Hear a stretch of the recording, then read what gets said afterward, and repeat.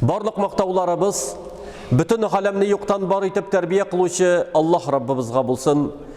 Һәм йөрәкләребезнең турынан чыккан салават шәрифләребез бүтін ғаламга рәхмәт итеп җибәрелгән Аллаһның хак илчесе Мухаммад саллаллаху алейхи ва салламга, аның әһле бәйтенә, сахаба кирамнарына, һәм аларга ергә тырышкан барча булган мөмин мусульман кардәшләребезгә дә булса иде.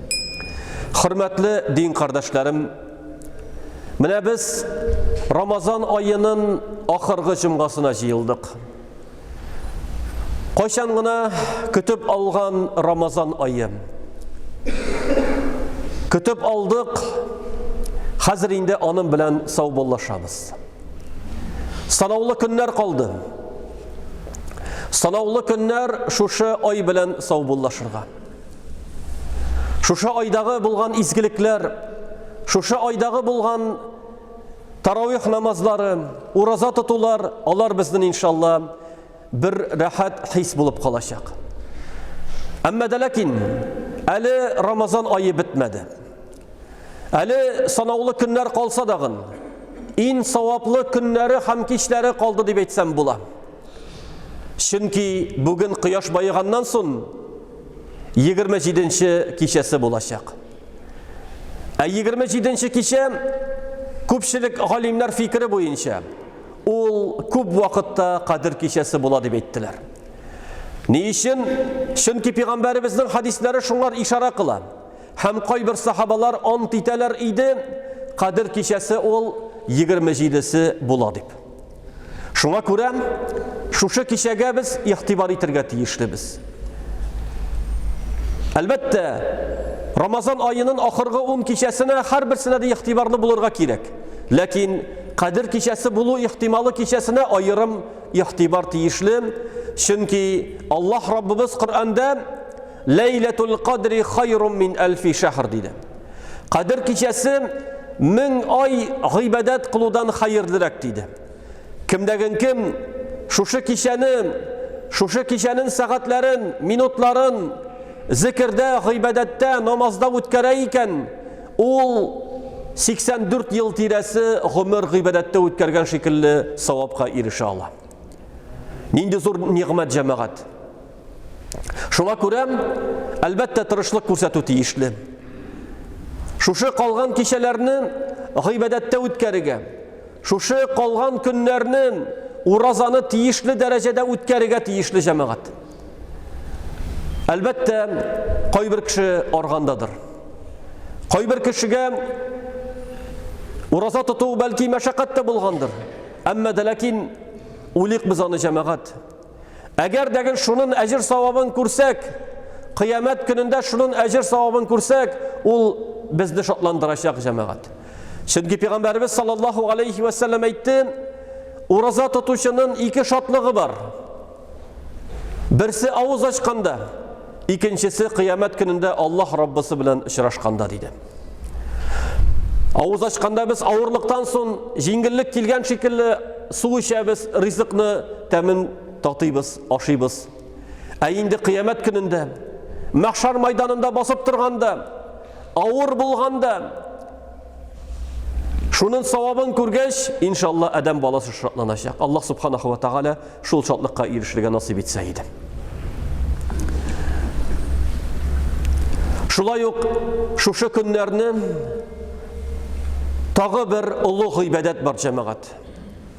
Ул дагын булса, фитр садакасын бирү. Чөнки пәйгамбәрбез саллаллаху алейхи ва саллям аны фарыз итте. Ягъни ул ваҗиб гамәл булып тора, һәрбер мөмкинчелеге булган. Һәрбер мөмкинчелеге булган кешегә аны түләү. Безнең мәзһәбтә ул нисабы булган дип килә.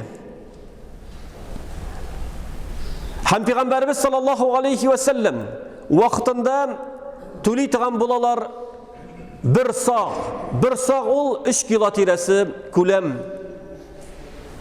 Хөрмәдән, йөземнән, бодайдан, арпадан, яки кипкән сөт ризыгыннан, творог шикелле, шулай итеп чыгара торган булалар, кешеләргә ашата торган булалар.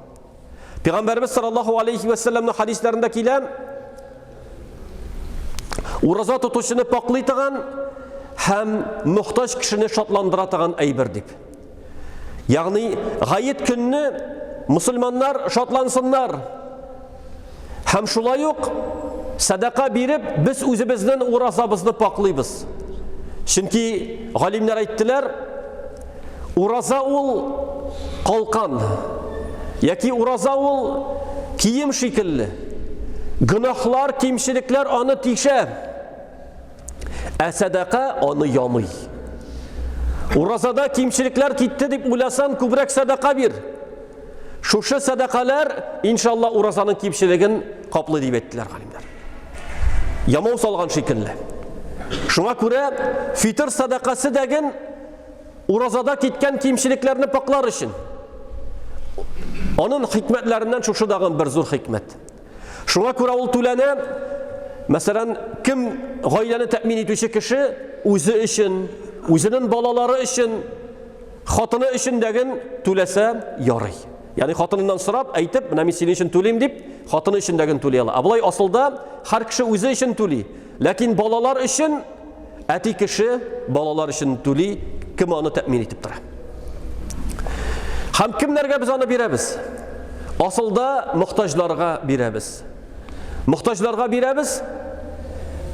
Әгәр дәген без беләбез икән, күршеләребездә, якын тирәләребездә мөхтаҗ гаилә кешеләрен шуларга бирсәм була.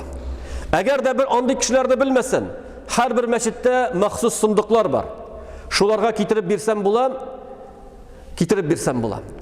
Аның микъдары акчалата биргәндә ин әзе 150 сум дип билгеләде мөфтият. 150 сум. Закат түләүче бай кешеләр кеше башына 1000-нән бирсә дәген әйбәт диделәр. Әмма ләкин ин әз микъдар ул 150 сум дип билгеләнде. То есть фитр садака с каждого человека по 150 рублей. По 150 рублей дип примерно вот так объявили у нас Духовное управление мусульман Татарстана. Ә кем әйткәнемчә бай кешеләр кеше башына 1000-нән түләсә дәген ул әйбәт. Каян алган дип әйтсәгез, шул хөрмә белән йөземне санаганда ул 1000 тирәсе була.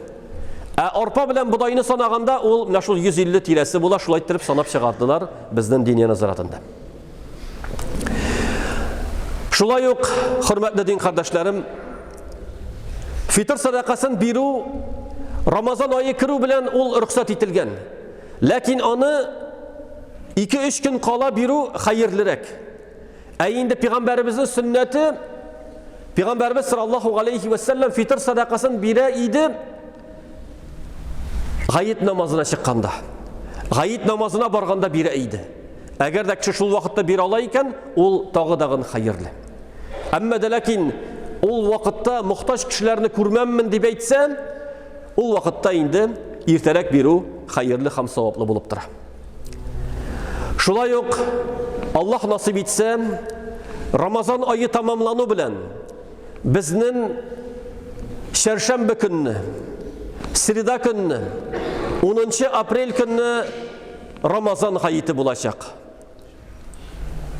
Рамазан гаете вакытын билгеләнде. Казан шәһәрендә 7:30 минутта гает намазы була. Сагат 7-дә гает вагазы булачак. Авыл җирләрендә кояш чыкканнан соң ярты сагаттан соң уку киңәш ителә дип игълан ителде. Праздничный намаз иншаллах состоится в среду 10 апреля в городе Казани в 7 часов 30 минут. В 7 часов начнется проповедь, а в 7:30 будет намаз, иншаллах. Вот такое объявление сделали Духовное управление мусульман Татарстана. Шуңа күрә, хөрмәтле дин кардәшләрем, гаеткә барганда ничек итеп без барырга тиешлебез? Әлбәттә, гает ул бәйрәм көн. Пәйгамбәрбез саллаллаху алейхи ва саллям әйтте, һәр бер халыкның, милләтнең бәйрәме бар. Гает ул безнең бәйрәмебез диде. Шуңа күрә, гаеткә барганда гысүлләнеп бару киңәш ителә. Сөннәт булып тора гысүл кыйыну. Җомга көнне кыйынган шикелле, гаеткә гысүл кыйынып бару саваплы санала. Шулай ук чиста яки яңа киемнәр киеп бару. Peygamberimiz sallallahu aleyhi ve sellem şulay işleydi. Gayetke çista yanga külmekler kiyip baru ol hayırlı sevaplı bulup dura. Çistaranıp, hoşbuylar kullanıp, matur ittirip biz gayetke kilerge tiyişli biz. Üzümüz bilen balalarımızı alıp kilik cemaat. Eğer degin alar namaz okuyalayken balalarımızı yıklab yatmasınlar, alıp kilik beyremni kursunlar. Çünkü Peygamber sallallahu aleyhi ve sellem hatta xotin qizlarga chiqirga qushatigan bo'lar. Nasa deb aytaydi? Musulmonlarning duosina erishsinlar, ham barakatına erishsinlar deb aytaydi. Ya'ni g'ayitda barakat bor. G'ayitga keluvda barakat bor jamoat. Biz Ramazon oyi roza tutgandan so'ng şuşunda meşitke jiyilib, g'ayit namazı o'qib, duolar qilib, bir-birimizni tabrikleymiz ekan, shunda barakat bor. Şuna ko'ra, şuşu fursatni qo'llanirga tiyishlimiz. G'ayit namazına kelib, bir-birimizni tabriklab, bir-birimizni qutlab, matur ettirib g'ayitlarni o'tkadik. Ham şuşu bayram hisobidan bir-birimizga bo'laklar berishik. Atiyanilarimizga bo'lak berik. Xotini erine bo'lak etsin. Ham balalarimizni unutmayq. Balalarga bo'laklar olib, balalarni shotlandirib şuşu bayram bilan. Şuna ko'ra atiyani balalarni unutmasın. Abi babay unuqlarini unutmasın. Şuşu kunni bo'laklar bersin. Balalarimiz shotlansın. Şuşu bayram bilan jamoat. Şulay yok. Peygamberimiz sallallahu aleyhi ve sellem g'ayitga jiyav bara edi. Eğer degin mümkinchilik bo'lsa mashinani yig'rag'roq qo'yib masjidga jiyav kelasan ekan, ol hayırlı ham savobli bo'lar. Hatta Peygamberimiz sallallahu aleyhi ve sellem bir yoldan kelsa, ikinci yoldan qayta edi. Onun hikmetini alimler aytdilar, savobi ortiqroq bo'lsin yoki türlü kişiler bilen ko'rishsin için, türlü kişiler bilen bayram bilen ortaklaşsın için. Şuna ko'ra Peygamberimiz sallallahu aleyhi ve sellem şulay işleydigan bo'lar. Ham şulay yok, bir-birimizni agar degin ko'risha olmasak, SMS qilar aşa, telefon bilen şaltıratıp, bayram bilen tabriklik, bir-birimizni qutlayq. Ham sahabalardan kile şunday duo ravişi Taqabbalallahu minna ve minkum deb aytadigan bo'lalar. Alloh taala bizdan ham sizdan qabul etsin deb duo qiladigan bo'lalar. Amma lakin kishi boshqa turli tilaklar tilaykan, tabriklaykan bayram bilan albatta ul xayrli ham savobli sanaladi. Shunga ko'ra hurmatli din qardoshlarım, mana shu sanavli kunlarni g'iybatda o'tkazishga tirishik. Shu tiyishli bo'lgan fitr sadaqalarini to'lik, ham endi g'ayit namazlarına, günahlarımızdan arıngan halde, tövbeler etken halde, çistaranıp, paklanıp, g'ayit namazların birge başkarıyık. Allah subhanahu ve teala kılsın bizden, g'ayitlerimizni mübarek kılsın, hem Ramazan ayında tutkan urazlarımızı kabullardan kılsaydı. Allah subhanahu ve teala Ramazan boyu tutkan urazlarımızı kabullardan kılsın. Kişki namazlarımızı kabullardan kılsın. Kadir kişilerinde gıybadette ötkərige nasip eylesin. Hem onun ecir savabına erişirge nasip eyleseydi. Hem şulay yok, şu Ramazan ayları bizden için ahırgı Ramazanlar bulmuşu. Yangadan ilkin tanışlığında sağ selamet geliş, küp Ramazan ayların karşı alıp, amel gıybette ötkərige nasip etsin. Barakallahu lana ve lakum fil Kur'anil azim ve nefa'ani ve iyyakum bima fihi minel ayati ve zikril hakim. Aqulu ma tesma'un ve estağfirullah li ve lakum ve lisairil muslimin. Festağfiruhu innehu'l gafurur rahim.